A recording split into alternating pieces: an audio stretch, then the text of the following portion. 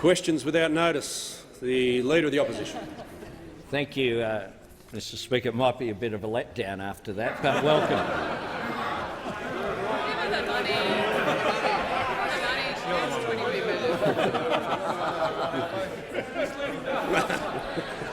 Maybe you could give her the $20 million the ONG needs. Jay needs. My question is addressed to the Prime Minister. Does he agree with the Reserve Bank Board, which said in its September minutes that wages growth appeared to have stalled? The Prime Minister has the call. Thank you, Mr Speaker. I thank the member for his questions, and I'm familiar with the minutes of the Reserve Bank. And I will read the full quote for the assistance of the member.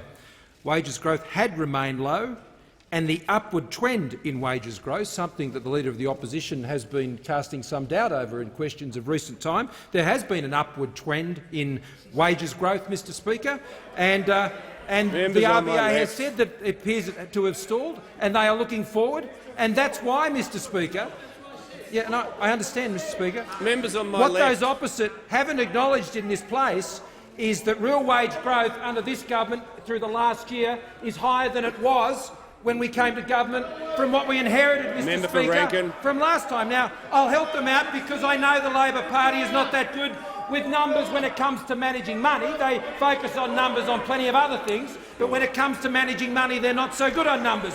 0.7% growth in real wages through the year is higher than 0.5% growth in real wages, Mr Speaker. But the Reserve Bank rightly points to their observations that the news on the international economy had confirmed that the risks to global growth outlook were to the downside. The Reserve Bank has made it very clear, and they acknowledge the complex and difficult times that the Australian economy is facing with global pressures, Mr Speaker. I'm quoting from the Reserve Bank minutes, Mr Speaker. Yeah, now I'll just ask the Prime Minister to resume his seat. The member for Solomon has missed the moment again. Cease interjecting. The Leader of the Opposition on a point of order. Yes, Mr Speaker. It was a very specific question. Does he agree with the Reserve Bank Board that wages growth appeared to have stalled? The Leader of the Opposition will resume his seat. Just before I call the Prime Minister, I'm just going to point out again, yes, it was a specific question, but the Prime Minister has addressed it and is being relevant on the policy topic. What members asking questions can't do is ask the question and then sort of demand the equivalent that the minister responding reads something they've prepared in response as an answer. The Prime Minister's.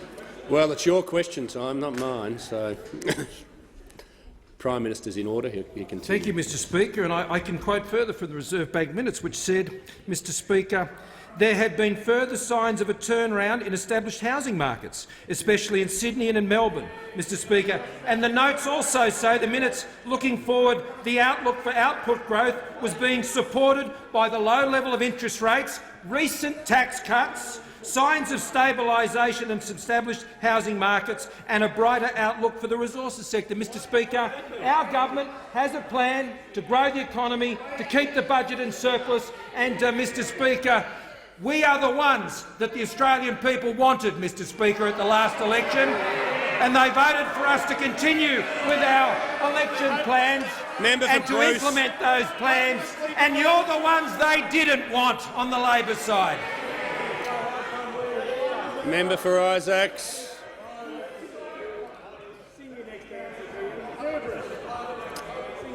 The member for Reid. My question is to the Prime Minister.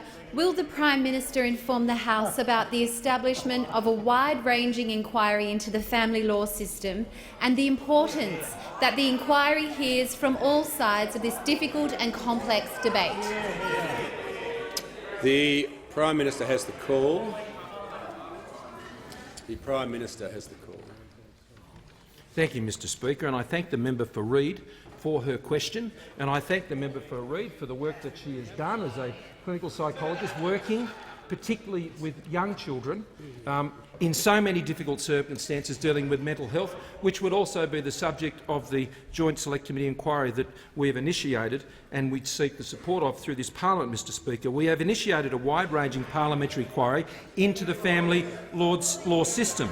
It will be chaired, Mr Speaker, by the member for Menzies. The member for Menzies has a long history of experience in dealing with these matters, both as a minister of the government and as a member, Mr Speaker, of a similar inquiry back in 1992, Mr Speaker. Now, Mr Speaker, I note the loud jeering coming from the opposite side of the chamber.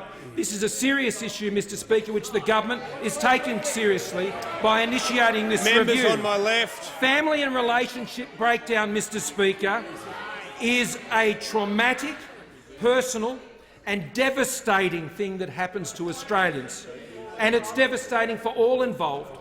Mr Speaker, it is a primary factor of suicide in this country, and we share across this parliament a commitment towards zero goal on suicide. It is a primary contributing factor to domestic violence also, and it warrants this level of attention. These breakdowns, Mr Speaker, in families are heartbreaking, but they are the function, as I'm sure all members of this chamber understand, they are a function of human frailty. And as an advanced society, as we are in a compassionate society, we must always seek and strive to do better, to ensure that when those Australians who are going through this difficult and traumatic time, the system works in as supportive a way and as protective a way as possible. This inquiry is not about what sides people are on in particular disputes, Mr Speaker. It is about having an honest ear to the real concerns of Australians who are going through this system and going through great difficulty, Mr Speaker.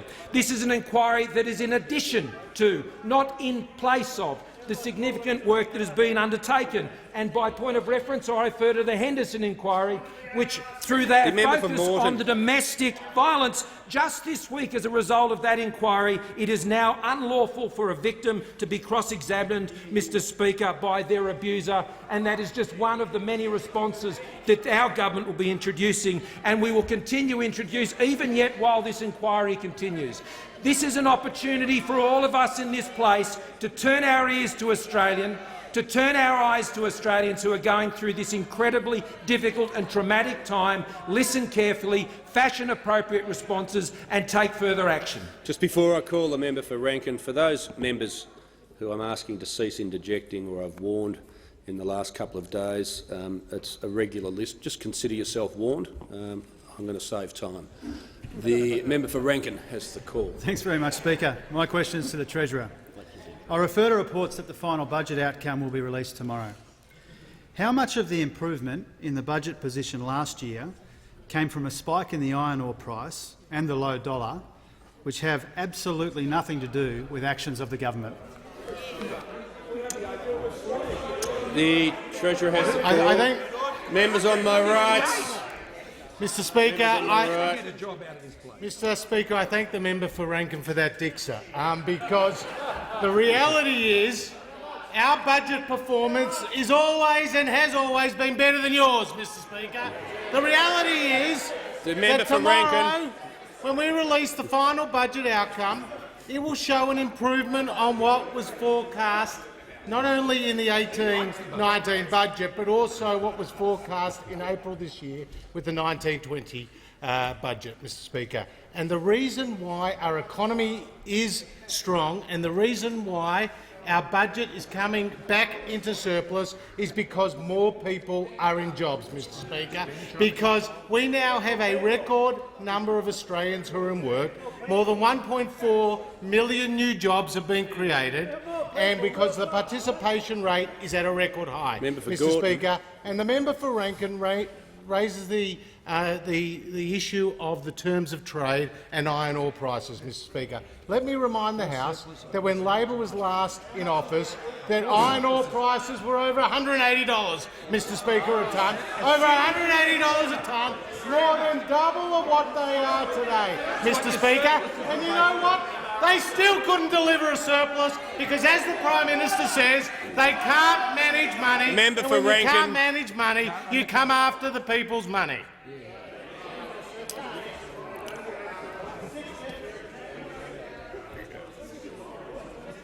Member for Rankin.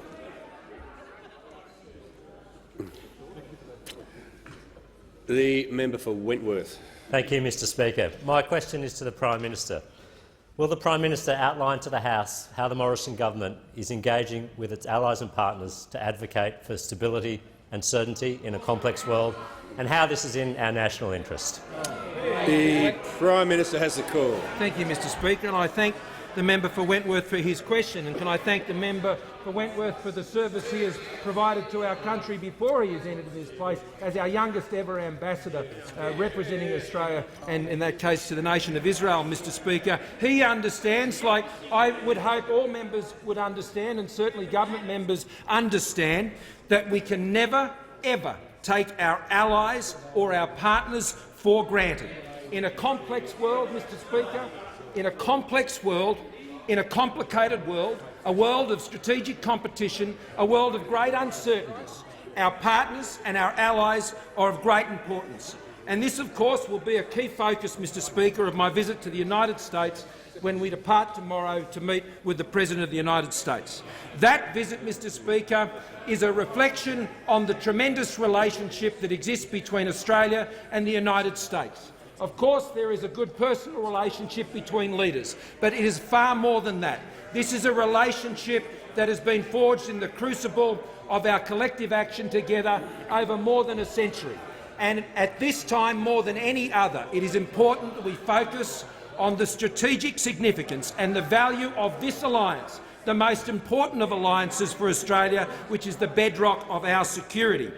We have a deep, strong and enduring relationship with the United States, from Lamel to the Coral Sea, and most recently now, as we are participating in the Straits of Hormuz, Mr Speaker, we are an alliance partner that the United States know that they can rely on. We are an alliance partner that pulls our weight in the alliance. 2% of GDP, Mr Speaker, spent on defence. That will be achieved next year for the first time in a very long time, Mr Speaker, as a result of the build-up we've been undertaking, which means that our defence spending as a share of our economy is second in the Five Eyes nations, Mr Speaker, greater than the other Five Eyes partners other than the United States, but also greater than Japan, greater than Germany, Mr Speaker, as a share of their economy, and greater, of course, as a Five Eyes partner even than the United Kingdom. And this demonstrates that Australia is always prepared to do the heavy lifting when it comes to our alliance partnerships, and I look forward to that meeting with the President, Mr Speaker, but also the other engagements which will see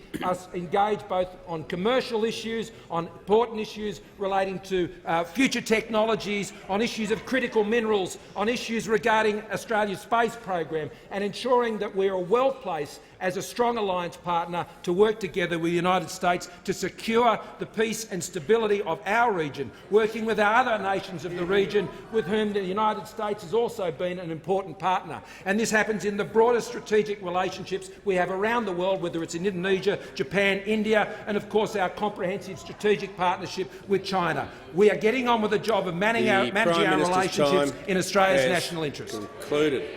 The member for Rankin. Thank you, Speaker. My question is to the Treasurer. I refer again to reports that the final budget outcome will be released tomorrow. Treasurer, how much of the improvement in the budget position last year came from underspending in the National Disability Insurance Scheme?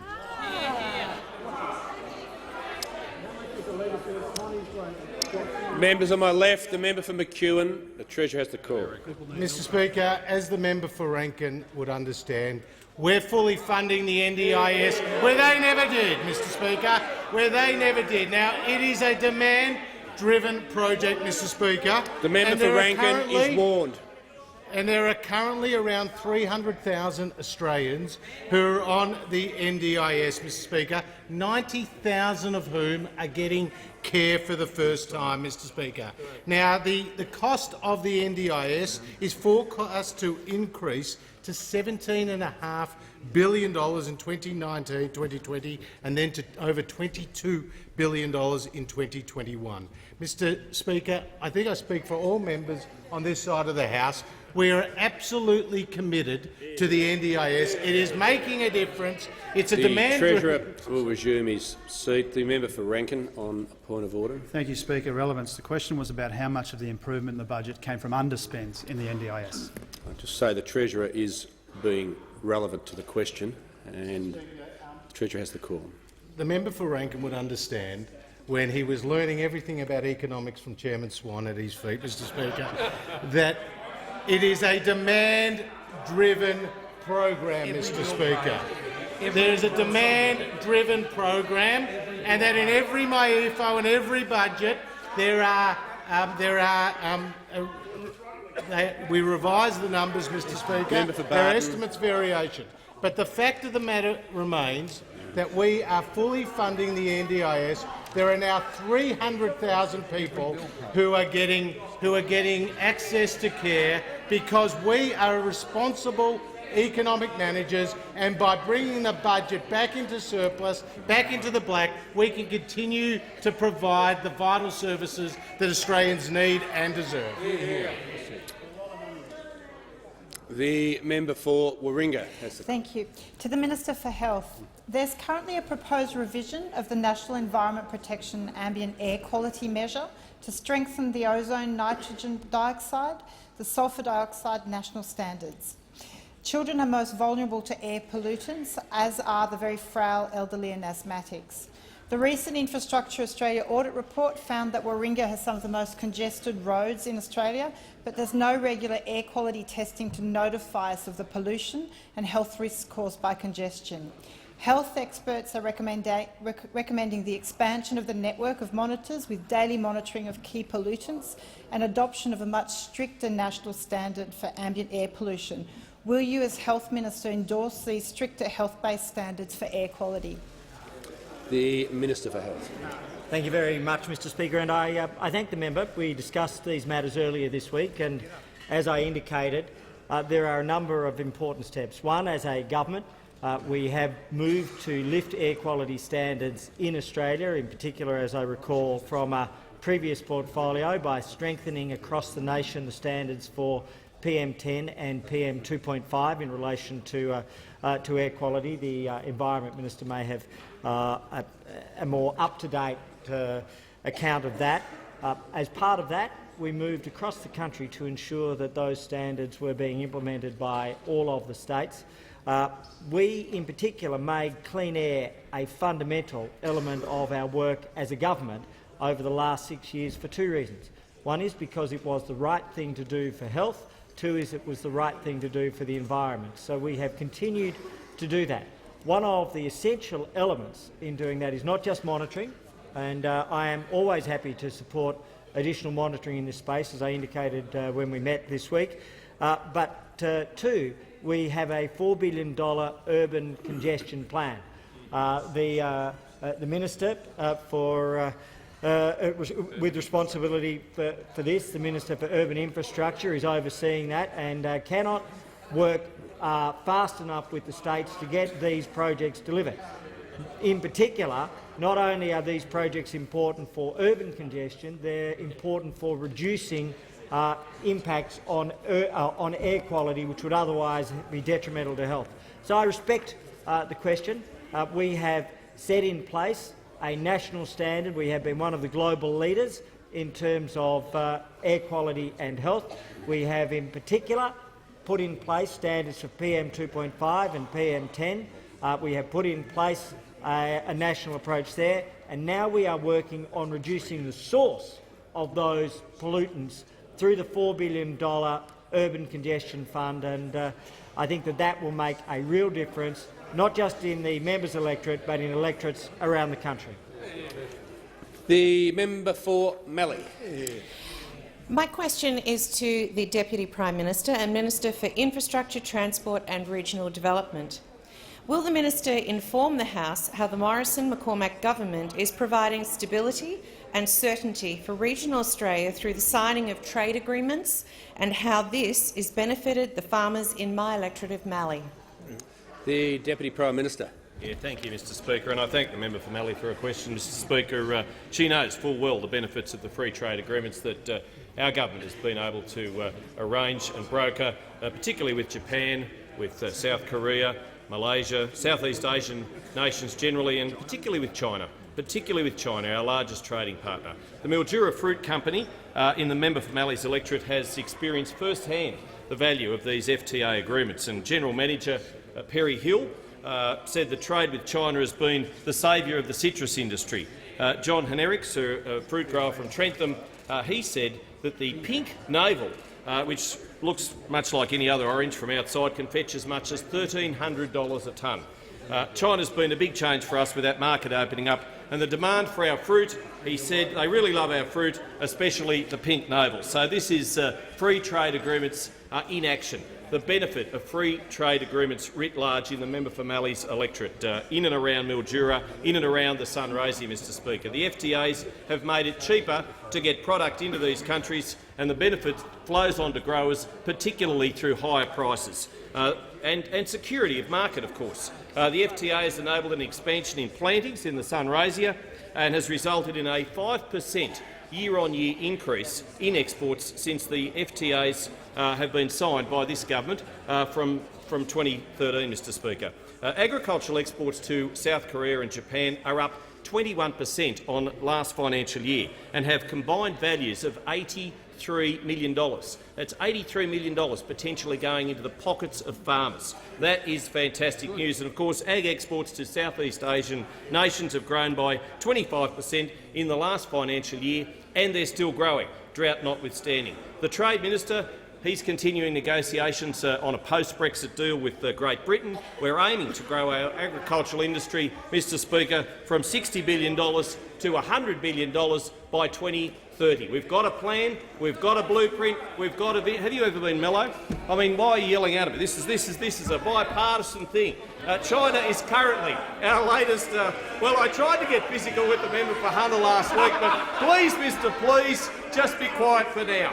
China is currently our largest agriculture, forestry and fisheries export market, member for Grainler. We have an Australia-only duty-free quota of wool, and we hold 74%, nearly three-quarters of the market share, and that's tremendous. We account for 21% of China's beef imports. 116,000 tonnes of beef travelling from our Australian farmers and feeding families in China. We want to increase it. We've got a Trade Minister and an Assistant Trade Minister and the member for Parks doing their utmost to make sure that we broker even further arrangements which are going to help our agricultural export industry and going to help our farming families. Time has concluded.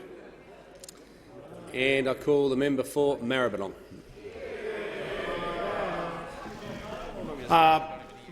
My question is to the Minister for the NDIS. I've met Gold Coast mum Shannon Manning, who lives in the Minister's electorate of Fadden. She's still waiting today, after more than a year, for her profoundly disabled daughter Meadow to get a wheelchair and a hoist. In the meantime, she's injured herself lifting her daughter. Are these shortfalls in care and delays like this being caused by the massive underspend of $1.6 billion in the NDIS? The Minister for the NDIS. Let me thank the member for his question. Can I assure you the NDIA in my office is well aware of Miss Manning's case? It is complex. Members on my left. It is highly sensitive. If the member wishes to have a brief about this case, he only has to ask me, and I will brief him about a very complex, very sensitive case regarding Mrs Manning. Can I also say that this is a demand-driven scheme, in many ways not like any other demand-driven scheme. Pensions, disability support pensions, New Start, all demand-driven, and therefore it is uncapped. And if we wish to look at numbers, the 18-19 budget estimated the average participant cost will be $46,400. The actual payment for 18-19 that the final budget figure will show will be $46,800. So indeed, based on what the government projected in the 18-19 budget and based on the actual, the average participant has actually increased. Therefore, participant supports have not been cut, as the member has just alleged on the floor of the House. They have actually increased, because this is a demand-driven scheme. Is the member for Maribyrnong seeking to table the document? Member for Maribyrnong. I seek to table the reports which show that Shannon Meadow has been waiting for over a year. How complex is that? Leave is not granted. The member for Bowman. Question to the Treasurer, to whom we're hopelessly devoted, but a couple of questions late.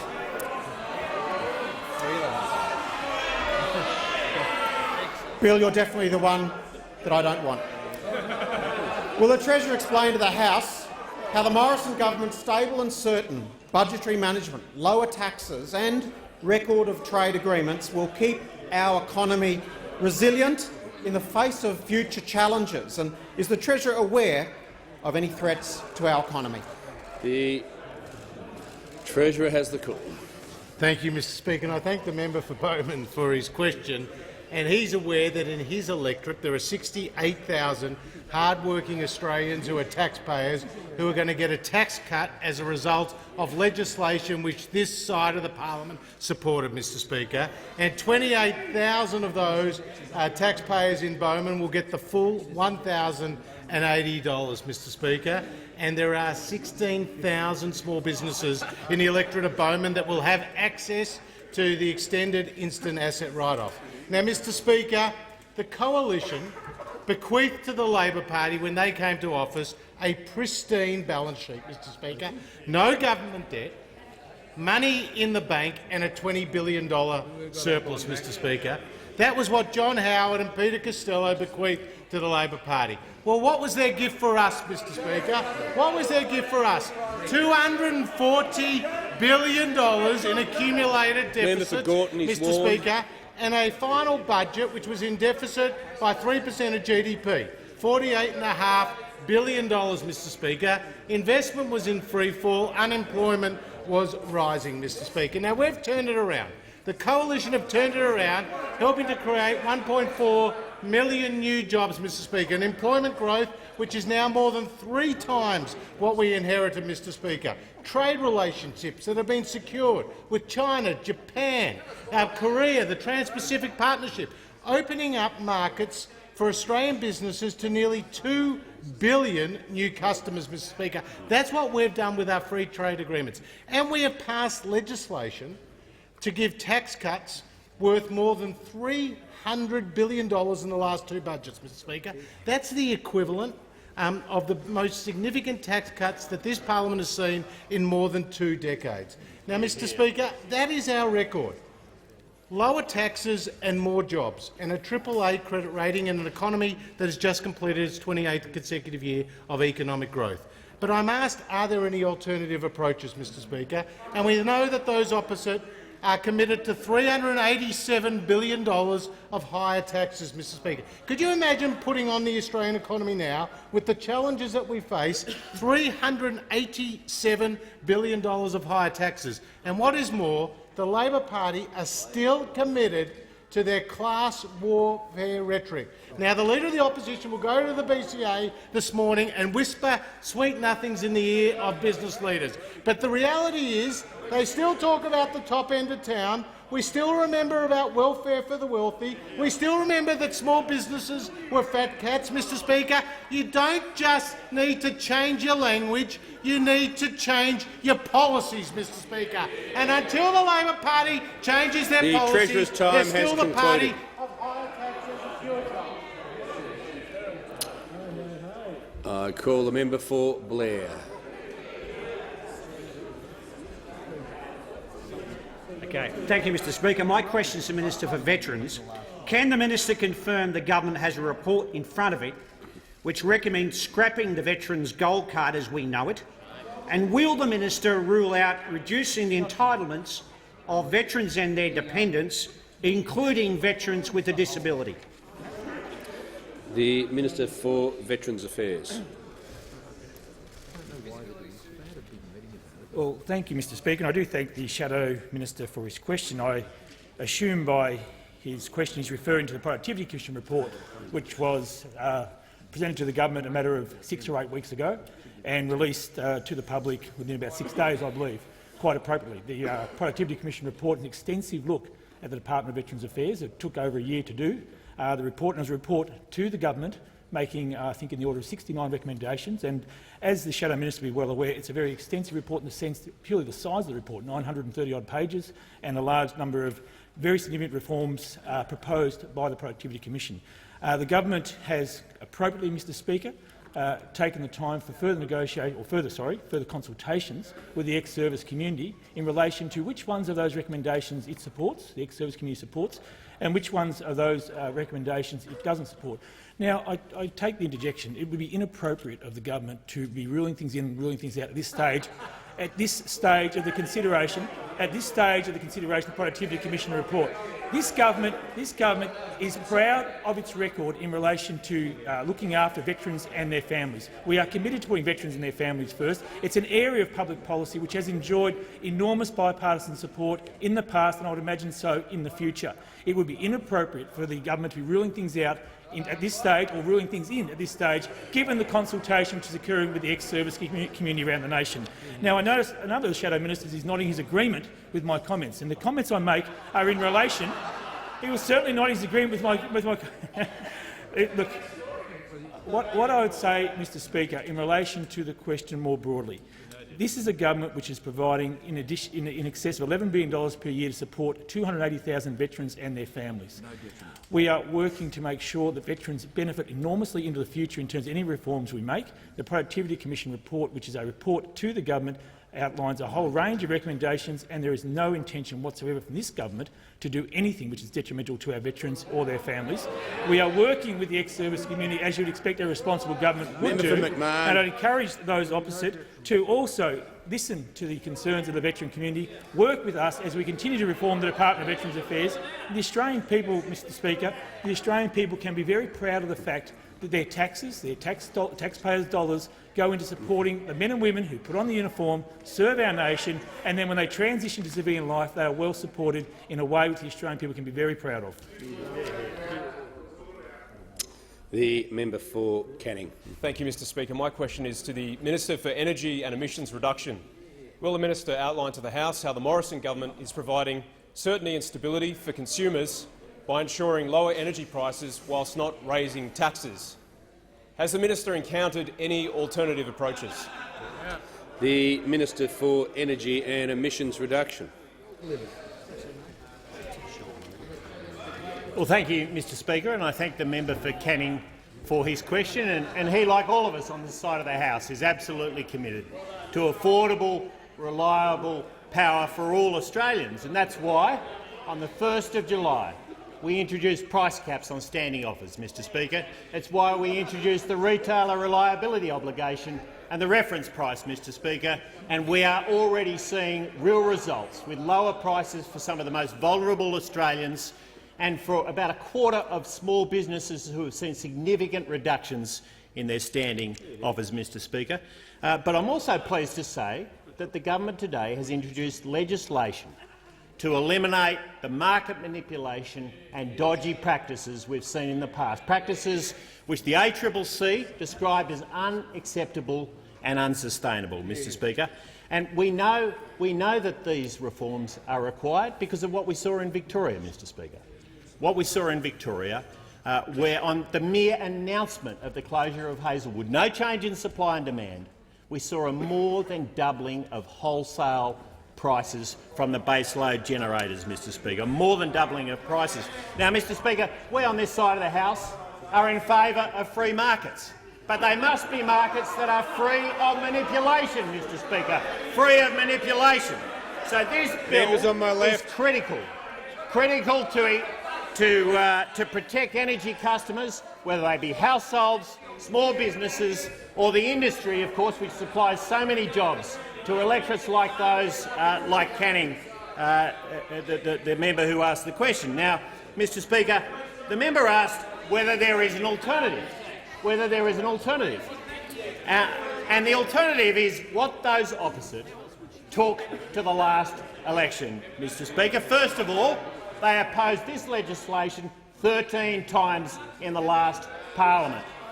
13 times in the last parliament they refused to endorse the needs of the Australian energy consumers. But they also took to the last election reckless emissions targets that we know were going to slash jobs, slash wages, and slash the economy, Mr Speaker. Now, where they sit on all of this now is quite unclear. Quite unclear. The chaos and dysfunction has reached new heights, where the member for Maribyrnong says he's proud of their reckless targets from the last election. Proud, Mr Speaker. We have the member for Hindmarsh, though, the member for Hindmarsh saying every Labor policy should be reviewed in a ruthless and unsparing way, including their energy and climate policies, Mr Speaker. I couldn't agree more. I couldn't agree more.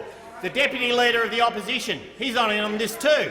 He's barracking on the end of the coal industry and then claiming he's tone deaf, Mr Speaker, tone deaf. And we have the member for Minister's time Shortland, has Mr. concluded. Speaker. Members on my left, member for Shortland, member for Scullin. The member for Greenway has the call. My question is to the Minister for Communications.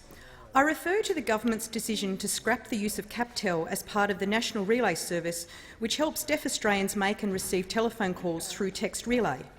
Why must Patricia Woods, who is deaf and is 88 years old, now learn to use a different technology instead of her Captel handset to contact 000? The Minister for Communications has the call. Well, I do thank the member for her question, and I make the point that the National Relay Service is a very important communication service for Australians who are deaf or have a hearing or speech impairment. And the National Relay Service is delivered through a range of technologies and a range of devices, one of which is the one that the member has cited, but it is delivered through a whole range of different devices. Can I make it clear that all existing relay channels will continue to be available for NRS users, with the exception of the one device that the member has mentioned?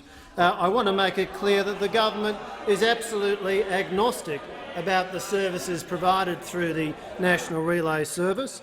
The owner of the particular device the member has mentioned has cited an exclusive agreement with the existing relay service provider, but of course, if that rights owner is interested in speaking with the Australian government, then we remain interested in speaking to them. Can I correct particularly one extremely misleading claim that the member has made? And it's very disappointing that the member would seek to create alarm and distress.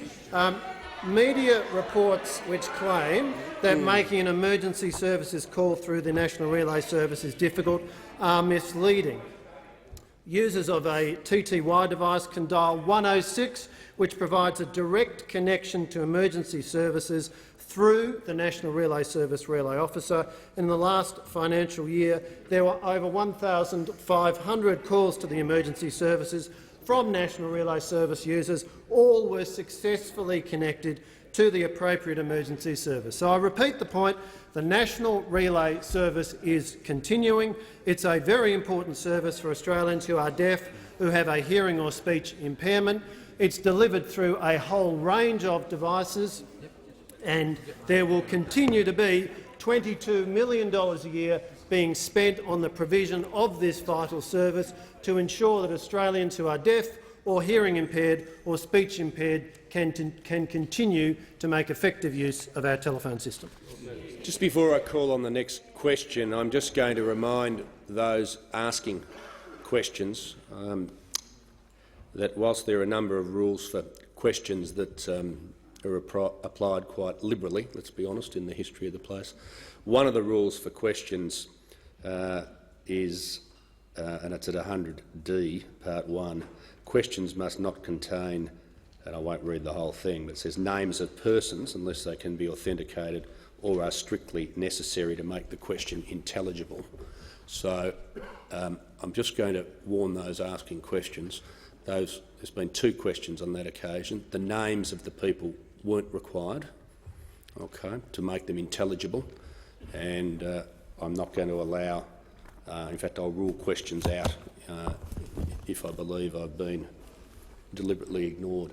The member for The member for the Manager of Opposition Business. Mr Speaker, I don't have the practice in front of me, but I just wanted to confirm my understanding of those rules was that names were allowed if the member could authenticate it, and if a member is willing to personally vouch for the accuracy of it, that counts.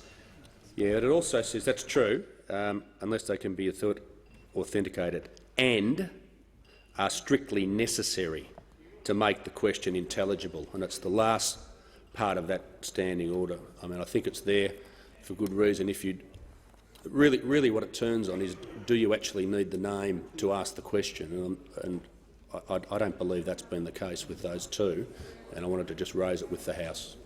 The member for Bass. Thank you, Mr Speaker. My question is to the Minister for Housing and Assistant Treasurer. Will the minister update the House on how the Morrison government's stable and certain economic budget management is supporting better outcomes for Australians seeking to buy their own homes, and what is the Morrison government doing to better support these outcomes? The Minister for Housing and the Assistant Treasurer has the call. Well, thanks very much, Mr Speaker, and can I thank the member for Bass for her question. She's a great champion for a better housing market, not just in her electorate, not just in Tasmania, but throughout the country. And I know the member for Bass knows that to provide certainty and stability to the housing market, you need a government like the Morrison government, which supports people into housing and doesn't tax them out of it, as those opposite would propose. And indeed, I was very pleased to visit the member for Bass in Launceston a bit over a week ago, where we were able to jointly announce with the State Minister for Housing that the federal government would forgive Tasmania's historic housing debt, which will mean $230 million of extra funding into social and affordable housing in Tasmania. And I want to give particular credit to the members for Bass and Braddon, and I want to acknowledge the member for Denison in the chamber as well, and others who really contributed to this Members effort. on my left.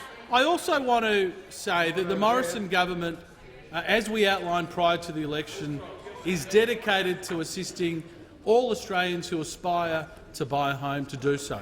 That's why I was extraordinarily proud to deliver on part of the agenda that our Prime Minister outlined prior to the election with the First Home Loan Deposit Scheme. The First Home Loan Deposit Scheme, which will support first home buyers to purchase their first home with a deposit of as little as 5%.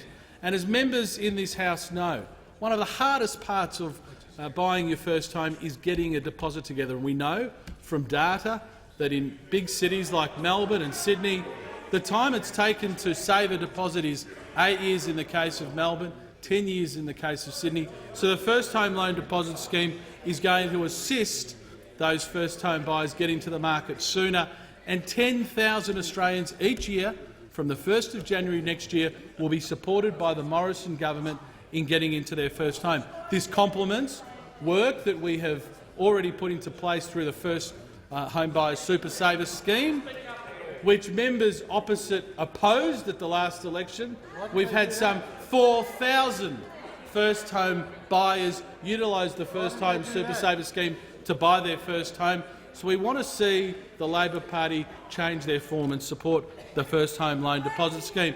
In addition to that, we have set up the National Housing Finance Investment Corporation, which is funnelling hundreds of millions of dollars into community housing providers to support more community and social housing throughout our country. And in its first year, it delivered 560 new homes. So the Morrison government wants to support everyone along the housing spectrum and will continue to do so. Concluded. The member for Isaacs. Thank you, Mr Speaker. My question is to the Minister representing the Minister for Finance. Can the Minister confirm that members of Parliament cannot use Commonwealth resources, including their taxpayer-funded office, telephone and post office box, to run associated entities not related to their parliamentary duties? The Minister representing the Minister for Finance.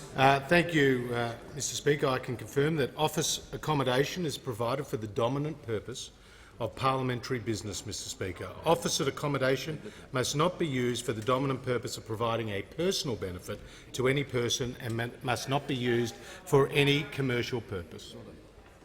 The member for North Sydney. Thank you, Mr Speaker.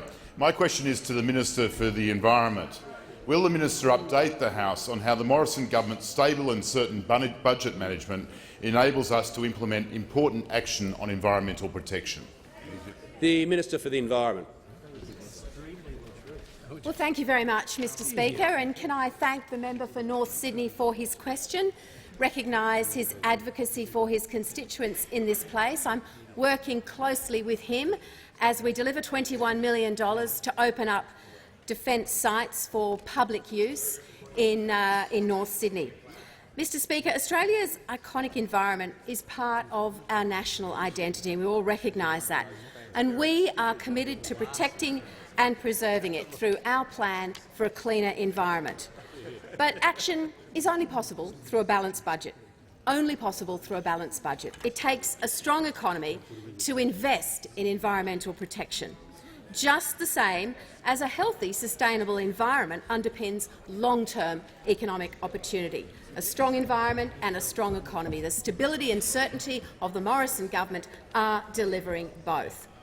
Some of our environmental measures include our $167 million recycling investment plan, incorporating the Prime Minister's leadership in banning waste exports, we hope from the middle of next year, working with the states and territories, not just talking about high-level aims, but actually landing on genuine targets that make a difference, working across the supply chain with the member for Brisbane, local councils, state governments and innovators, so that Australians can have confidence that when they put things in their recycling bin, they will be repurposed effectively, not dumped in landfill.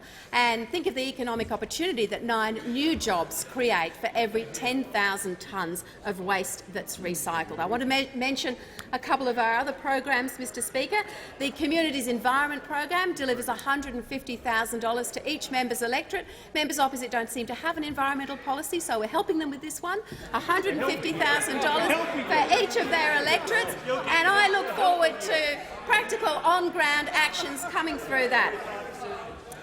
I must mention too, Mr Speaker, the unprecedented investment, $1.2 billion and growing for the Great Barrier Reef, $9.2 million controlling yellow crazy ants in the wet tropics, a project close to the heart of the fabulous Reef Envoy, the member for Leichhardt.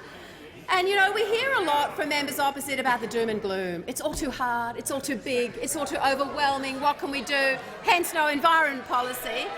But what I want to say, contrast that one long whinge from the Labor Party with a positive plan, the tangible outcomes, the practical targets, real jobs, real environmental protection in the real economy. The Deputy Leader of the Opposition. Thank you, Mr Speaker. My question is to the Prime Minister. Is the Prime Minister confident that all members of the Executive are abiding by his ministerial standards? Specifically, is he aware that the Pinnacle Club, an associated entity of the Liberal Party, has been operating out of the taxpayer-funded office of the Assistant Minister for Customs? Is the Prime Minister also aware that the Pinnacle Club is holding a fundraiser hosted by the Assistant Minister for Customs, attended by the Assistant Treasurer and featuring the member for Chisholm as auctioneer? Members on my left. Members on my left. Members on my left will cease interjecting, and can I remind them, as I need to do regularly, that when these questions are asked and there are points of order, I need to be able to hear those points of order so I can rule on them. For those who found that statement a bit too long, let me just say it's a high-risk time for interjectors, okay? Very high risk. The Leader of the House.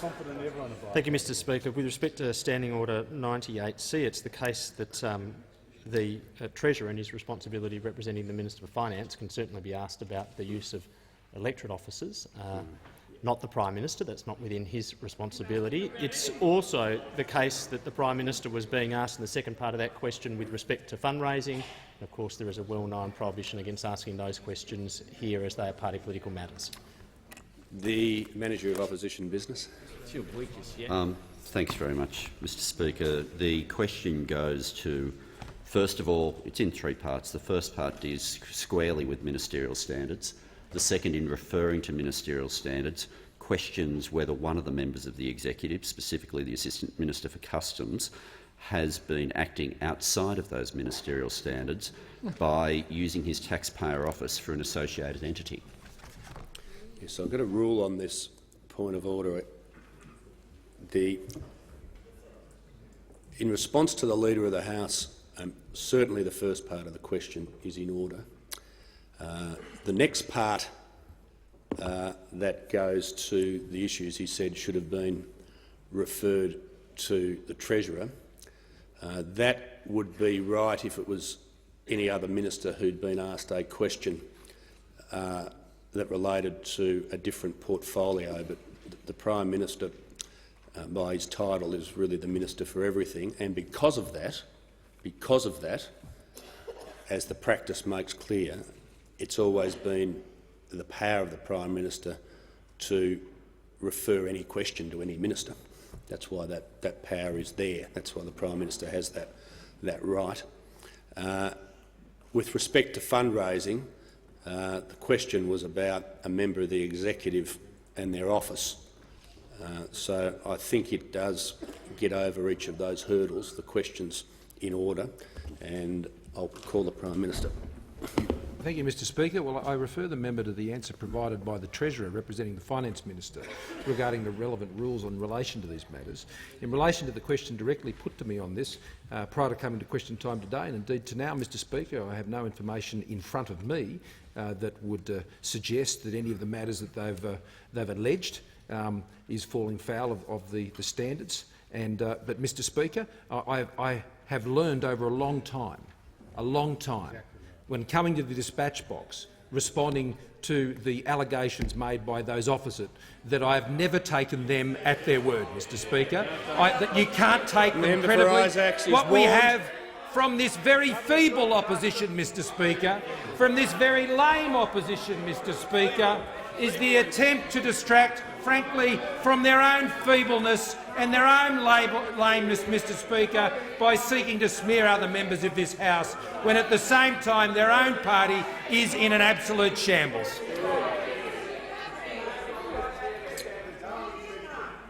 The member for Lindsay.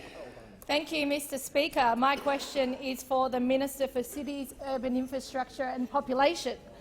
Will the minister please update the House on how the Morrison government's stable and certain budget position enable us to build congestion-busting infrastructure in Western Sydney, including WestConnex? And is the minister aware of any alternative policies? The Minister for Cities, Urban Infrastructure and Population has the call.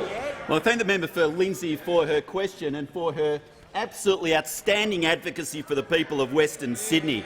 Mr Speaker, because of our strong financial and budgetary position, the Morrison government is able to provide a record $100 billion pipeline of infrastructure projects over the course of the next decade.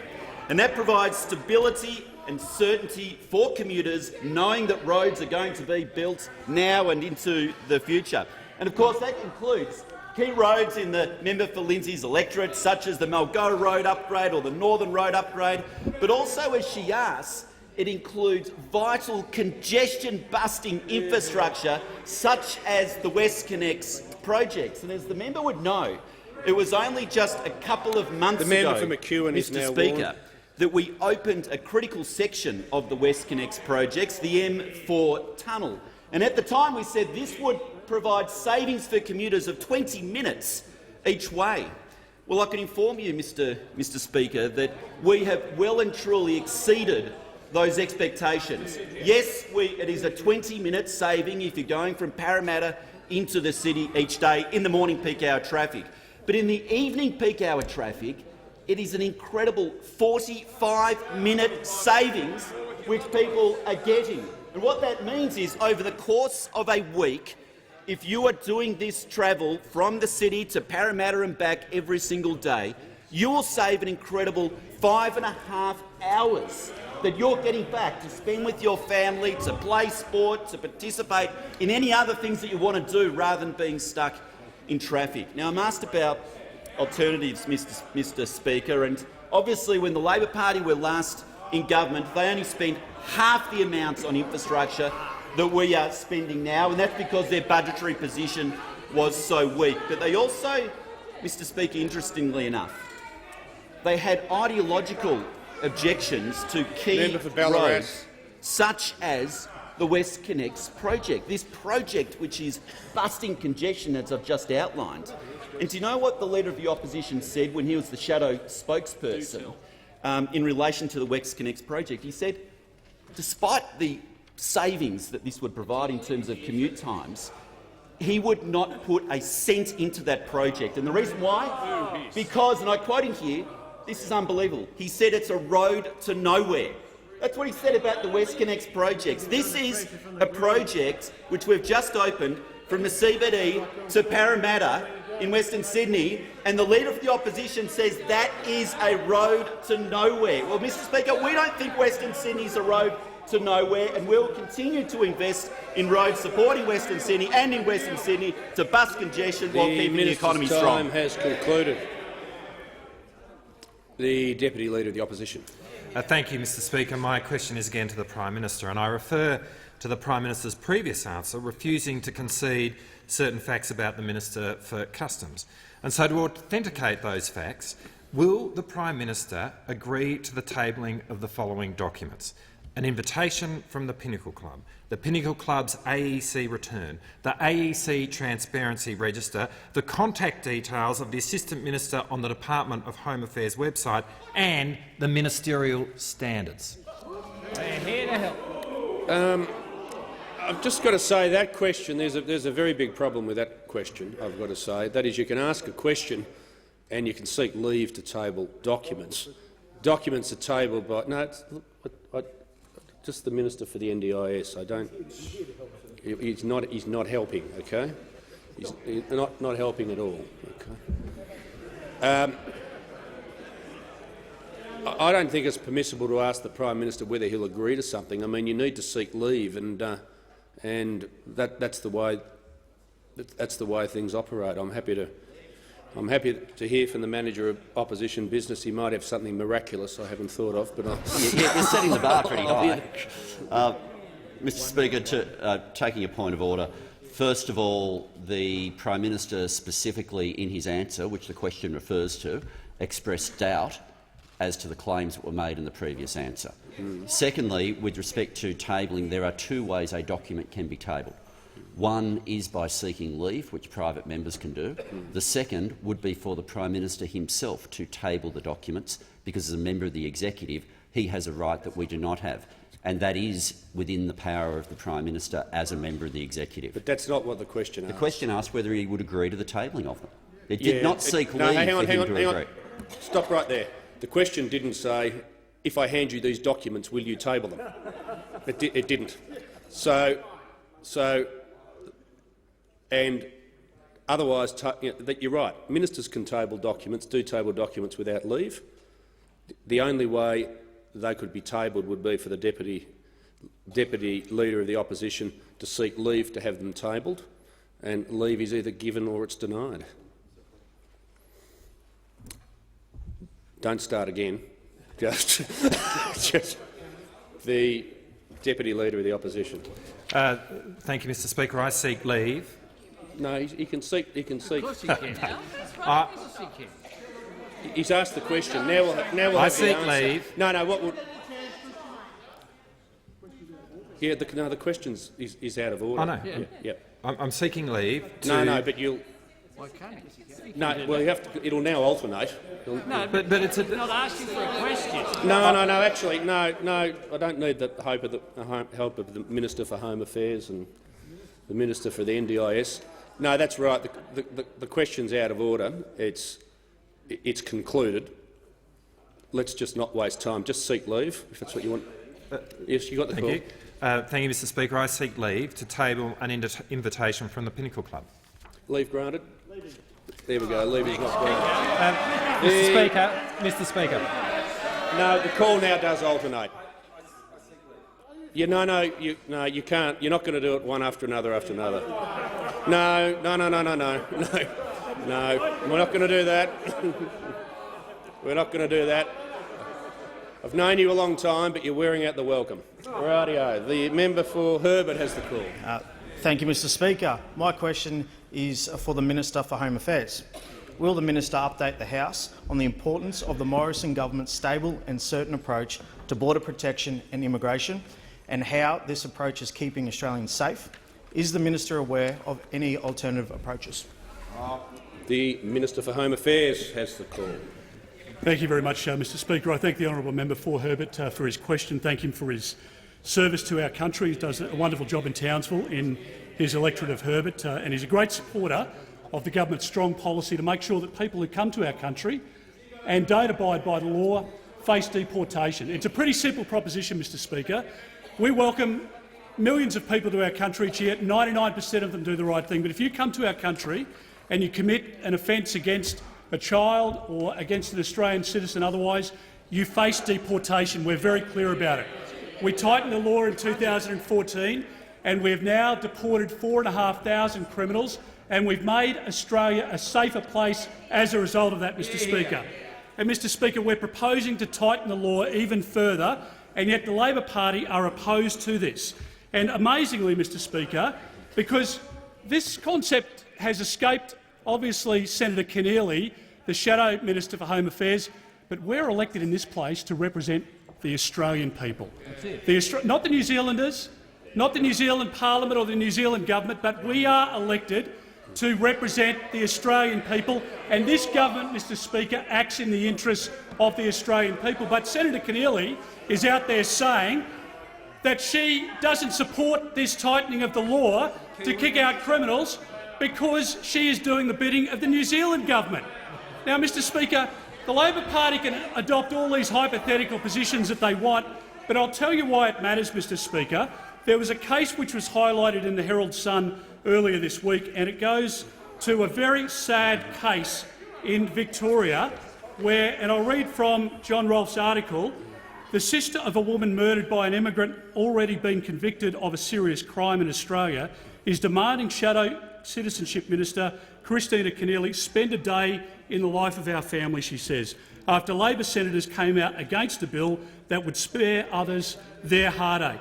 Turkish-born Mustafa Kundarachi stabbed Corinne Aylward and her partner Greg Tucker to death in their lounge room in December 2013 after a dispute over a plastering job he had done. Just if the minister could just pause and we stop the clock. To those members interjecting, the members for Solomon and Lyons, cease interjecting. The point you're making is invalid. I'm not going to revisit the issue. If they want to learn about the basis of my ruling, they'll need to look at what the standing orders are on questions as compared to answers. I think it might be a better idea if they spent some time reading the practice rather than interjecting. The minister has the call. Mr Speaker, the article goes on, but nearly 4 years earlier he had violently attacked and threatened to kill a former partner. Had character test legislation now proposed by the federal government been in place at the time, that earlier crime would have likely led to him being booted out of Australia. Now, Mr Speaker, we are not dealing in hypotheticals here. When we look at the 4,500 cases, these are people in many instances that have committed crimes, serious crimes, against children and women in our country. And we are not going to resolve from the fact that we've been elected to represent, to support the Australian public, to act in our national interest, and that is exactly what the Morrison government will continue to do. The Deputy Leader of the Opposition. Thank you, Mr Speaker. My question is to the Prime Minister. How is the Assistant Minister for Customs allowing the Pinnacle Club, an associated entity of the Victorian Liberal Party, to use his taxpayer-funded office, his taxpayer-funded phone number and his ministerial PO box possibly consistent with the Prime Minister's ministerial standards? The Leader of the House. Members on my left. Well, Leaders. Mr Speaker, it's certainly the case that that is asking the Prime Minister for an opinion, but secondarily, there's no date that attaches to any of these allegations that have been made by members opposite. Well, you have ample opportunity in your question to state a date, so it's not even possible to know whether or not— Leader of the House, it's not even— pause. Can I just remind members, even the member for Ballarat, the manager of opposition business is actually trying to hear as well. I want to hear from the Leader of the House. I've half heard what he's saying about a date. I'm interested in how that's relevant. Well, Mr Speaker, without any kind of specifics over what it is that the member opposite alleges, all that is left is seeking an opinion from the Prime Minister. No, look, I've just...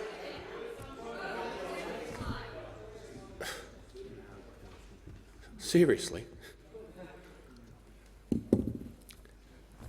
I just got to say to the Leader of the House that the question's in order. It's asking about the Prime Minister's ministerial code. It's asking about a minister.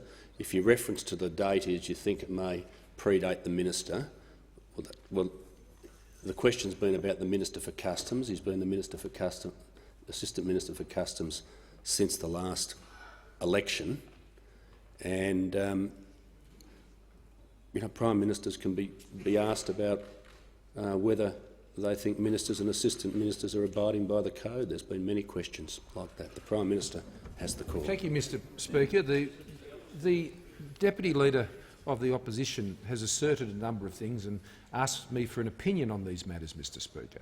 Now, I'm going to venture opinions based on the assertions made of the Opposition for the reasons that I said before, Mr Speaker. But I can tell you one thing wasn't happening. No one walked into his office with a big plastic bag full of $100,000 and counted it out on the table like happens on Sussex Street, Mr Speaker, on a regular basis, it would seem.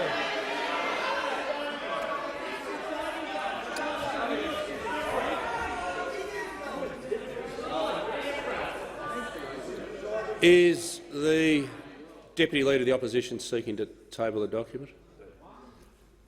Deputy Opposition Leader can seek leave.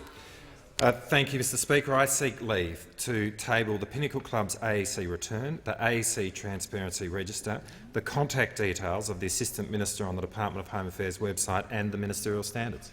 Is leave granted? It's not granted. The member for Indi has the call. My question is to the Minister for Regional Services, Decentralisation and Local Government.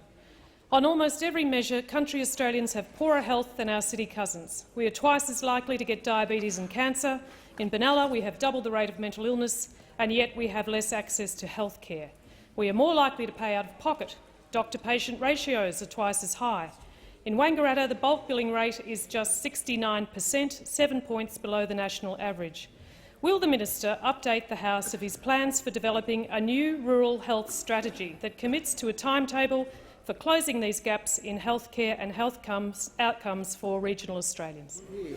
The Minister for Regional Services.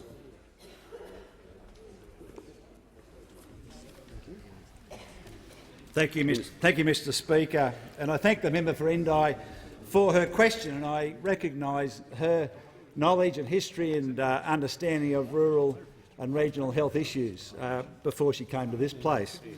Mr Speaker, the Australian government is committed to improving the outcomes for rural Australians and to build a sustainable workforce that's distributed right across the country. But the truth of the matter is, at the moment, the workforce is not evenly distributed. We have doctors located in capital cities, and we need to move them to more regional areas. And so the government is continuing to implement a transformative $550 million rural health strategy, which will give doctors more opportunities to train and practice in rural and remote Australia, but more importantly, also nurses and allied health professionals a greater role in delivering the multidisciplinary team-based models for primary health care. We must be using all the assets at our resources and all the people that we have. So this is the most comprehensive workforce reform package delivered in more than 3 decades. It is supported by the Rural Doctors Association, ACREM, RACGP, AMA, and the strategy is on track to deliver 3,000 GPs over the coming years. But it might be interesting to know for the member for Indi that in the first 12 months, already 300 more GPs and 400 nurses have been attracted to regional Australia through this program. So this strategy directly supports a continuum of doctors to learn and train and ultimately practice in rural and regional Australia, transforming medical training in the regions. And one of the ways that we're actually bringing more medical doctors into the region is the Murray-Darling Medical School. It's been established to provide end-to-end rural training across locations in New South Wales and Victoria, including in the members' electorate at Wodonga through La Trobe University. That's in conjunction with other infrastructure spending like the $14.5 million that went into Albury-Wodonga's health hospital campus, $12 million of that which was to support funding for a mental health rehabilitation unit at the Wodonga site. And so, as well as the member would be interested to know that it's important that we're funding a generalist pathway to give doctors that are going to go and practice in rural and remote areas that broader range of skills. And so we've allocated $62.2 million to develop a national rural generalist pathway. That's been implemented at the moment to help retain doctors with that broader range of experiences into regional areas. I welcome any further contact with the member if she has individual issues she'd like to discuss. And I call the member for Stirling. Thank you, Mr Speaker. And my question is to the Attorney-General and the Minister for Industrial Relations. Will the Minister update the House on how the Morrison government is ensuring stability and certainty in registered organisations by deterring law-breaking from those who appear determined to bring the sector into disrepute? And is the Minister aware of any alternative approaches? The Attorney-General has the call. Thank you, Mr Speaker. And as the member is aware, the Registered Organisation Integrity Bill simply establishes certain basic standards of behaviour for holding office in registered organisations. It introduces sufficient deterrence for repeat law-breaking by registered organisations. And the reason we need to do that is because we are facing organisations that have been described, in this case the CFMMEU, by the court as the most recidivist corporate offender in Australia's corporate history. And we had this morning, members, something that was fascinating, which is how that organisation sees itself. The most recidivist corporate offender in Australia's history. John Setka described the CFMEU and his stewardship of this organisation this way. He said, "I am fit to lead an organisation. I run a union. Me and my executive, I think we're doing a pretty good job. Our members tell us we're doing a pretty good job, so we must be doing something right." He was then asked about the 2,160 separate instances of law-breaking and the $16 million worth of fines, and his response was this: "They're not criminal breaches, some of them are just civil breaches. That's all they are, is just breaches. Just breaches." I mean, he is right in this extent that 2,160 breaches are on top of the criminal breaches. But, Mr Speaker, I mean, really, when have the CFMEU officials ever seriously broken the law? Well, there is the drug dealing. Sure, there's the drug dealing. Yes, the multiple possession drug offences, there's that. Oh, and the assaults. The assaults, they go without saying, of course. And yes, the criminal contempt of court, there's that. Oh, and the coercions, the criminal trespass, the unlawful access, the resist arrest, the theft, the attempted theft by deception, the hindering, the obstruction on work sites. But, Mr Speaker, besides the reported drug dealing, the drug possession, the assaults, the criminal contempts, the coercion, the criminal trespass, the unlawful access, the resist arrest, the theft, the attempted theft by deception, the hindering and obstruction on work sites, what have the CFMEU ever done wrong? What have they done wrong? Funny that we should ask that question. Funny we should ask, because just last week, Mr Speaker, the CFMEU were hit with a $34,000 fine for faking a safety complaint to disrupt a work site. And what was that work site? What was that work site? It was a school. The reason why we pay 30% more for the schools, for the hospitals, for the aged care, is because the CFMMEU breaks the law, and they do it repetitively without any concern for the law. The Prime Minister. Thank you, Mr Speaker. I ask that further questions be placed on Could the I notice paper. thank the Prime Minister? I'll just ask members to stay for a second. I've got a short but very important announcement. I wish to inform the House that following a competitive selection process, Ms Catherine Cornish has been appointed as Deputy Clerk of this House.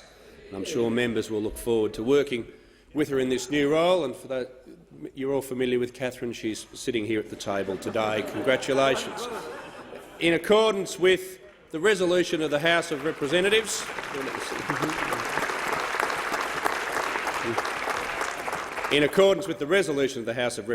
relating to the registration of members' interests, I have appointed Catherine as a Registrar of Members' Interests. And congratulations.